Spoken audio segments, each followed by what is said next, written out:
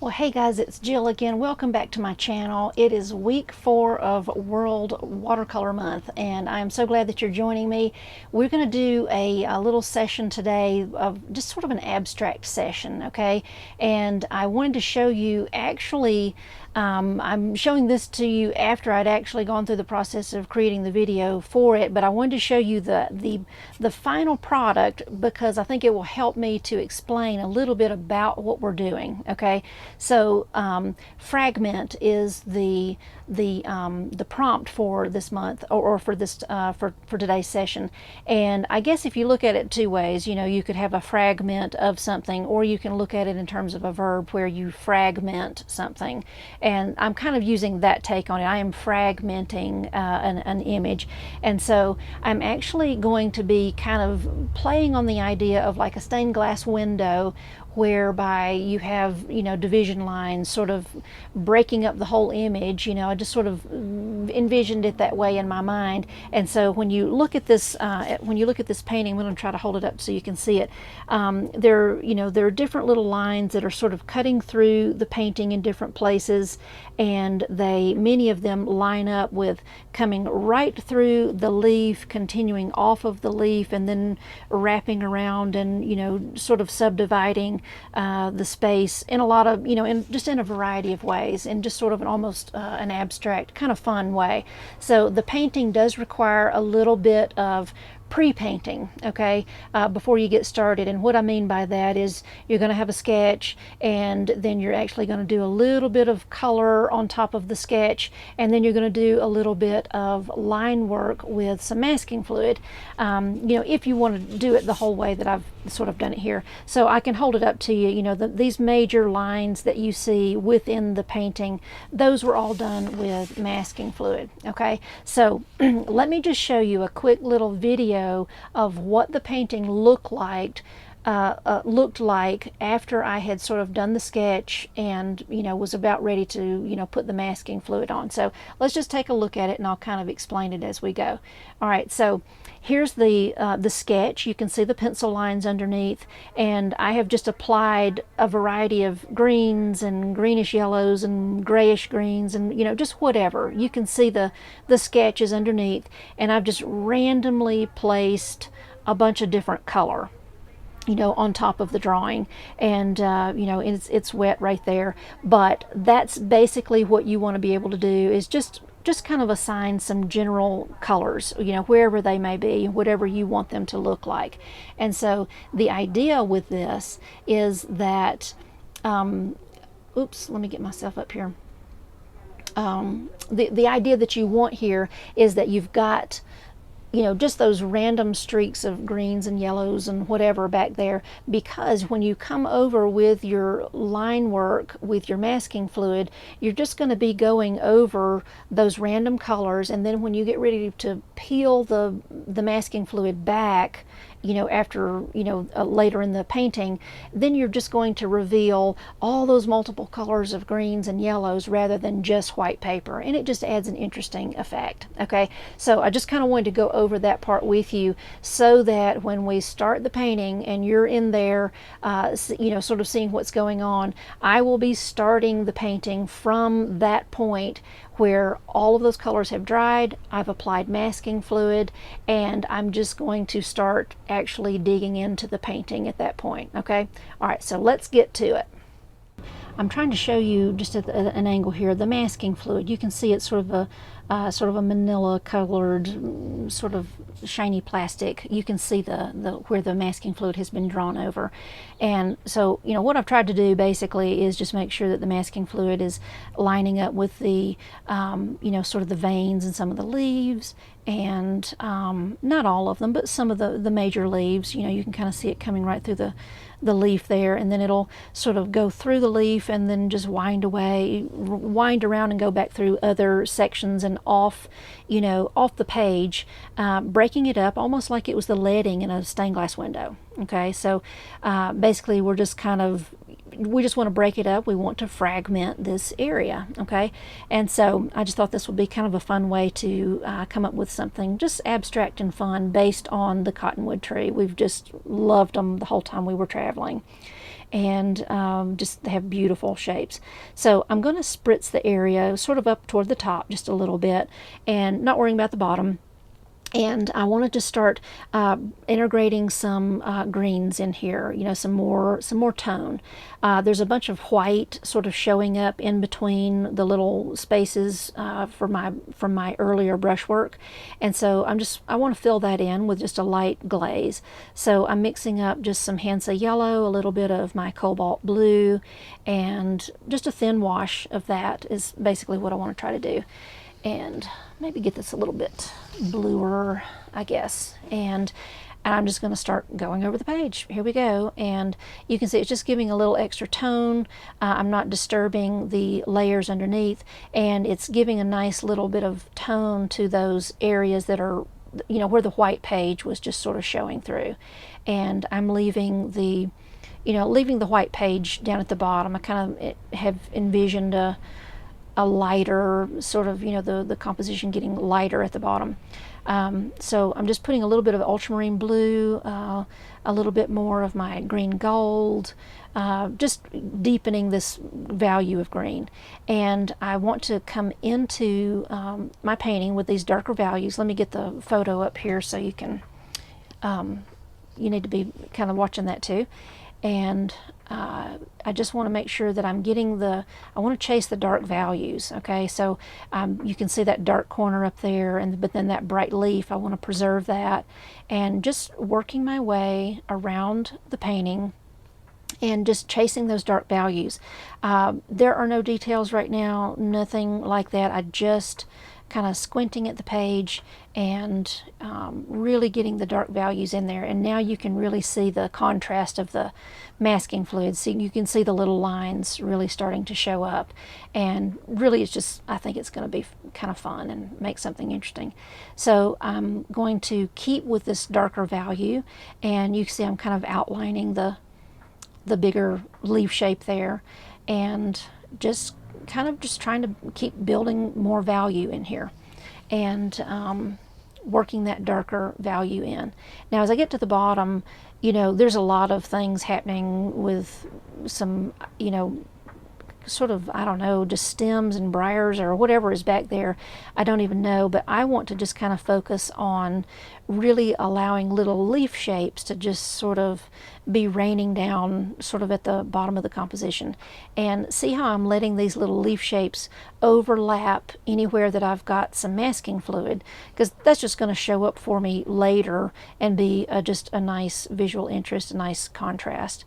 You know, anytime you're using masking fluid, you want to make sure that you've got some contrasting color overlapping it, so that when you remove the masking fluid later, you know, you're rewarded with that nice contrast of other color, you know, underneath.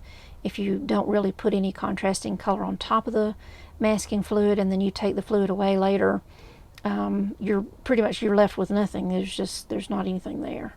So I just kind of want to keep working these little leaf shapes, and I'm really envisioning it being like these leaves just kind of hanging and drooping down the page, running down the page.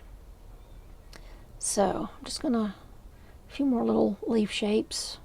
I'm just kind of winging it. I'm kind of thinking about there's little leaf shapes that are similar in the photo that kind of sparked my thought process about adding those. Here I'm just seeing some, you know, maybe the need to revisit those darker areas, just to highlight with a little bit more punch of color in some places. I really want to kind of accentuate the shape of the leaf, so I need to make sure that there's more dark happening in the background behind that leaf to help that leaf really stand out a little bit more. And I'm just going to work this, you know, this was some ultramarine with that other green mixture that I had, just to kind of go around, add more green, add more green. The main thing is that it's a dark value. I might even pretend that these are like little, like the veins in the leaf, like I'm sort of following that, just to add a little extra value. And it also kind of reveals a little bit more leaf shape, you know, as we're going. Got got a lot going on in here, but I want to still keep the dark values and the light values separate from each other. That's still value, whether you're working abstractly or realistically, value has always got to be in the picture. I'm going to give a little, well, maybe not a spritz. I think I might add a little bit of salt just into those major leaf areas right there, just so that, just to get a little bit of a mottled texture right in those shapes. All right, so I'm going to let that sit for just a little bit. And I think I want to try probably, let's see, I'll make sure I've got enough salt, just so you can see how much salt I've put in there. I didn't do a whole lot, but just enough to kind of encourage that area to get mottled just a little bit. So now I'm going to use my little pointy, this is my 1/4 Princeton dagger. I like to use it for fine line work or just making little scribbly shapes. I'm getting into some ultramarine blue, and I kind of want to just take this, you know, this darker value and work it into, let me add a little bit of cobalt blue into it while I'm thinking, and maybe even some of my, this is my phthalo blue. I'm kind of wanting to just, I want an emerald green. That's really what I want now that I'm working my way into it. I've got some phthalo green actually here on my palette that's really intense. You can see how vivid it is. And if you've got a viridian or something like that, you could throw that in the mix too. But just going for sort of that really jewel tone emerald green, and figuring out exactly what I want to do. I'm just kind of, I want to play. I just want to get that color involved and let it kind of maybe be like the little stems that are feeding down into these little leaf shapes that are at the bottom. Just have fun with it. It's, you can kind of do what you want to with it. You could draw leaf shapes with this color or whatever you want to do. I'm kind of just playing with it and just kind of putting it wherever I want to. There's a big area right here that's a little flat and with not a lot going on, so don't be afraid to just get some color and just drop it in there. Notice I didn't do any blending, just put it there. I overlapped a little bit of a line there, a masking fluid line, because that'll give me some nice contrast later. And I'm just using this color to create some shape, dynamic, some deeper value. And it also kind of looks like mottled, you know, overlapping leaves, you know. Just want to play with it. Just have fun with it. Dropping it in to create contrasts, dropping it in to create leaf shapes, dropping it in to create little stem shapes, whatever, you know, just have fun. It's really about just having some fun here. And, you know, don't swishy, you know, do that sort of sketchy type thing where you're doing a lot of blending. When you're doing that blending thing and painting, you're kind of thinking about what you're doing, but you're also over painting when you do that. So just lay the paint down there, load up your brush, and just, you know, figure out where you're going to put it, and then just put it without doing a lot of brushy back and forth. I'm getting into my green gold just a little bit. I kind of want to add a little bit of that. I love how the green gold, it's just got a nice yellow tone, but it's well known for pushing back other colors, and when you drop it in, it swells and moves and pushes the other colors out of the way, and you can kind of see it just makes these little splotchy spots when it comes in contact with other sections of color. It'll sort of displace that color, and the green gold sort of puddles up. It just makes a nice, interesting combination. It makes a nice gradient of greens when you do that, and it just swells and moves and pushes the other colors out of the way. It's really fun to use.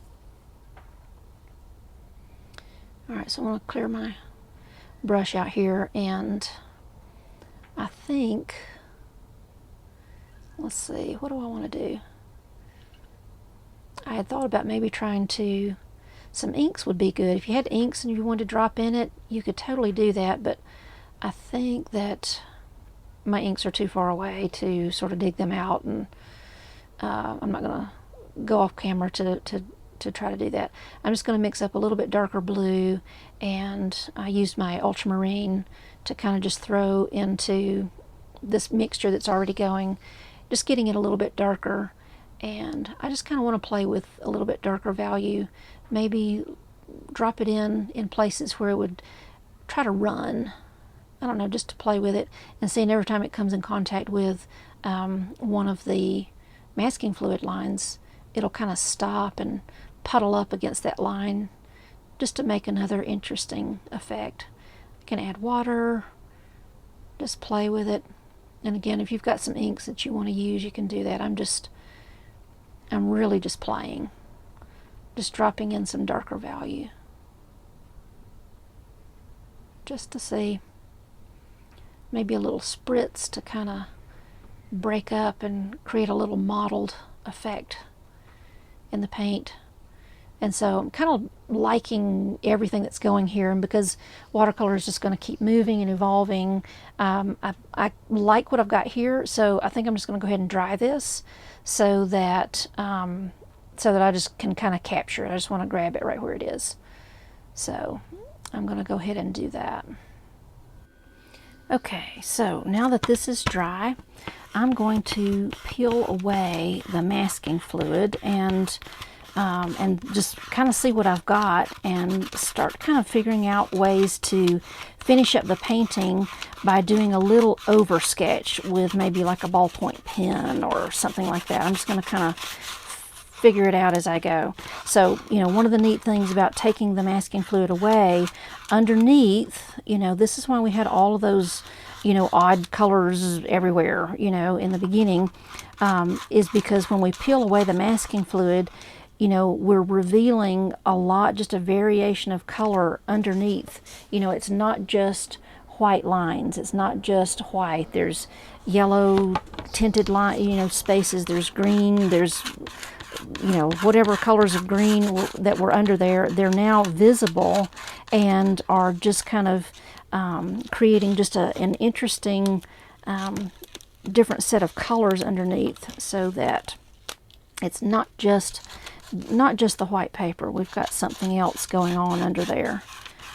Masking fluid doesn't always have to just mask off white areas. We can kind of make up whatever color we want under there. And so now we've got all of these lines sort of intersecting the drawing or the painting, but some of the lines do make up the edges of the stems and, you know, that type of thing. So I'm just going to grab a ballpoint pen. Let me make sure this one is writing. Okay, and it's blue.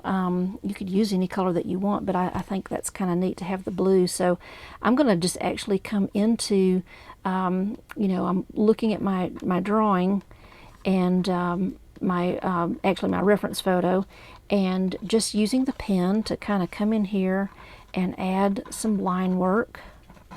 And you could use a colored pencil, you could use a watercolor pencil, you could use whatever you want to, a marker. I'm just kind of having fun with whatever here. All right, just kind of seeing what kind of shapes I can come up with here.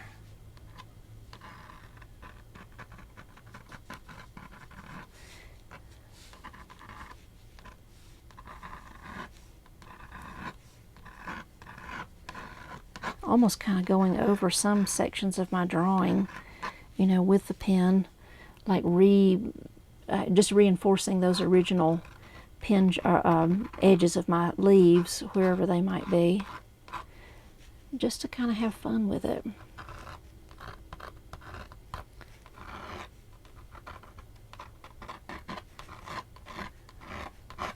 Just having fun. So let me hold this up so that you can see the pen lines that I've added. So just ballpoint pen. All right, I'm going to reinforce a little bit of shape here. Let me just get the painting by itself. I'm going to zoom in just a little bit so you can watch the work. But I'm going to take my bigger brush and I'm going to get one of these dark colors on my palette. It just is just sort of a blue. And I'm going to come in and just negative paint in between some of those little shapes that I had drawn, that I had sketched out. Just going right between these little shapes. I'm kind of going around this big leaf, and see how I've just negative painted around a couple of these little leaf shapes.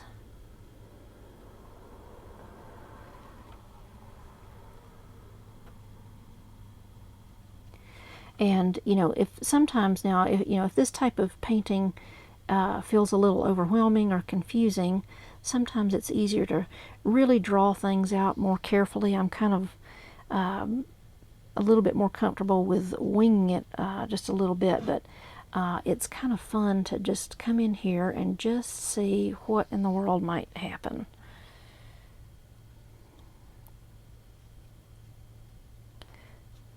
Just kind of reinforcing some of these shapes wherever they might be. And I might even do something. I'm going to zoom out just a little bit.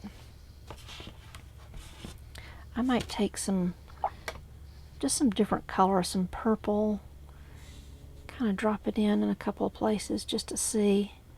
I want a darker value, but I didn't want to use blue again, but purple would work nicely to kind of come in and just add some different little shape.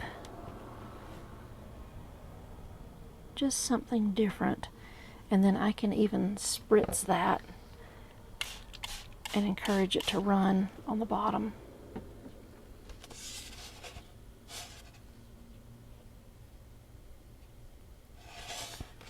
Just having fun. And then if you had, watercolor pencils or inks or some other things that you might want to play with, you could totally do that. I'm going to get into some of the hot pink here and even kind of reinforce some of the veins in the leaves with just a little bit of this hot pink. Just have fun.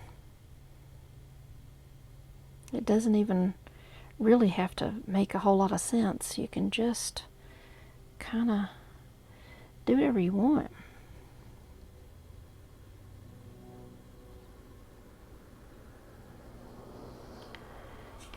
All right, okay, so I think that's kind of interesting. All right, so I'm going to dry this. Ooh, how fun is that? Okay. And I think one last thing I might do, I've got some white gouache on my palette that I just sort of keep over here to the side to just kind of play with sometimes. So I'm just using my 1/4 Princeton dagger just to kind of loosen up some of this white. And I'm just going to use it. Now this is again kind of, I'm painting the painting that I've got. And there is, there was originally this sort of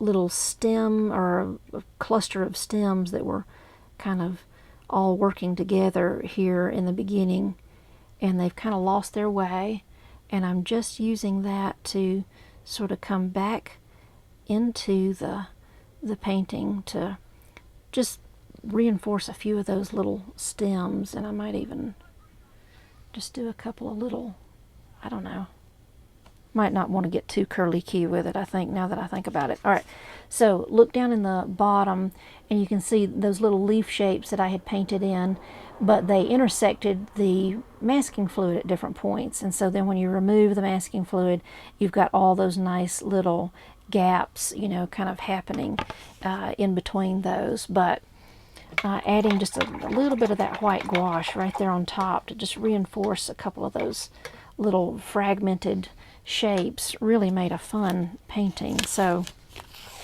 this was definitely experimental, very abstract, but using just, an easy organic shape like leaf shapes to really just play and to define shape and establish some different values the way that I've used the values here, even though this is not really a realistic subject, I've used the values to really punch hard in these deeper areas to cause these lighter elements to come forward. Okay, so that's what value is helping us always do all the time, is to establish form, position, shape, whatever the case may be with anything that we're working with. Okay, so I hope that you enjoyed that. That was super fun, very experimental. It just sort of unfolded as we went. And definitely, you might want to watch this one through before actually tackling it on your own. Or just be brave and just jump in there, whatever you want to do. I think it was a lot of fun. So I hope you enjoyed it. I look forward to seeing you next week with me. Make sure that you're getting a link from me. Go down into the video description here so that you can get the reference photo. And also hit that link to have me send you a link every week to the videos that I'm going to be sharing this month. So thanks so much, guys, and I will see you next time for video number 5.